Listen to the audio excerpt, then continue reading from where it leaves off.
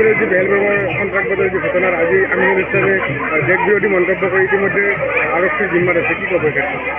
মই অসম চৰকাৰক আহ্বান জনাইছোঁ যে তেখেতৰ যিখিনি বক্তব্য সেই বক্তব্যখিনি ফৰেনচিক লেবৰেটৰীত পৰীক্ষা কৰাৰ উপৰিও ইমান দিনে তেখেতে বিভিন্ন ধৰণৰ দেশ বিৰোধী মন্তব্য কৰি আছে, সমন্বয় যাতে নষ্ট হয় তেনেকুৱা মন্তব্য কৰি আহিছে। গতিকে সকলোবোৰ তেওঁৰ যি বাইট বা তেওঁৰ যি বক্তব্য সেই বক্তব্যৰ আধাৰত মই আশা ৰাখিছোঁ যে অসম চৰকাৰে তেওঁৰ কেছটো ন্যায় যিটো আছে সেই ন্যায়ালয় তদন্ত কৰাৰ কাৰণে পঠাব। আৰু লগতে অসম বিধানসভাৰ অধ্যক্ষ ডাঙৰীয়াক মই আহ্বান জনাইছোঁ, তেখেতৰ যিহেতু ইয়াতে এখতিয়াৰ এটা আছে, কাৰণ কিয় প্ৰতিগৰাকী বিধায়কে যিহেতু সংবিধান নামৰ শপত গ্ৰহণ কৰি বিধায়ক হয়, গতিকে মই অধ্যক্ষ ডাঙৰীয়াক আহ্বান জনাইছোঁ যাতে মতো কেছ এটা যাতে গ্ৰহণ কৰি আগন্তুক দিনত যাতে আমিনুল ইছলামৰ যাতে সদস্য পদ যাতে বাতিল কৰে, বিধায়কৰ পদ যাতে বাতিল কৰে মই আহ্বান জনাইছোঁ। কাশ্মীৰেৰ যে বেলবেমাৰ সন্ত্ৰাসবাদেৰ যে ঘটনাৰ আজি আমিনুল ইসলামে দেশ বিৰোধী মন্তব্য কৰি ইতিমধ্যে আৰক্ষীৰ জিম্মাত আছে, কি ক'ব ক্ষেত্ৰত? মই অসম চৰকাৰক আহ্বান জনাইছোঁ যে তেখেতৰ যিখিনি বক্তব্য সেই বক্তব্যখিনি ফৰেনচিক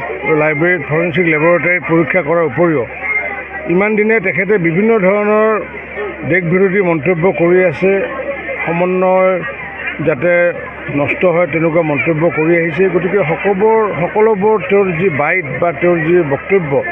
সেই বক্তব্যৰ আধাৰত মই আশা ৰাখিছোঁ যে অসম চৰকাৰে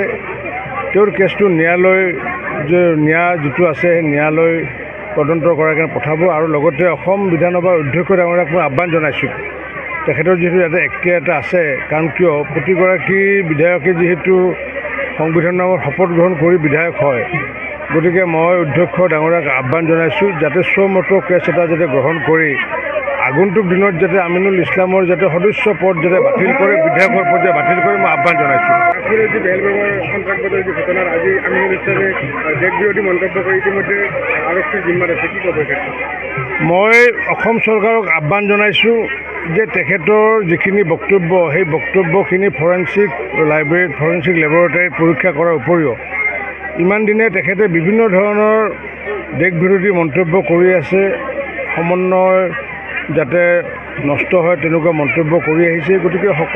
সকলোবোৰ তেওঁৰ যি বাইট বা তেওঁৰ যি বক্তব্য সেই বক্তব্যৰ আধাৰত মই আশা ৰাখিছোঁ যে অসম চৰকাৰে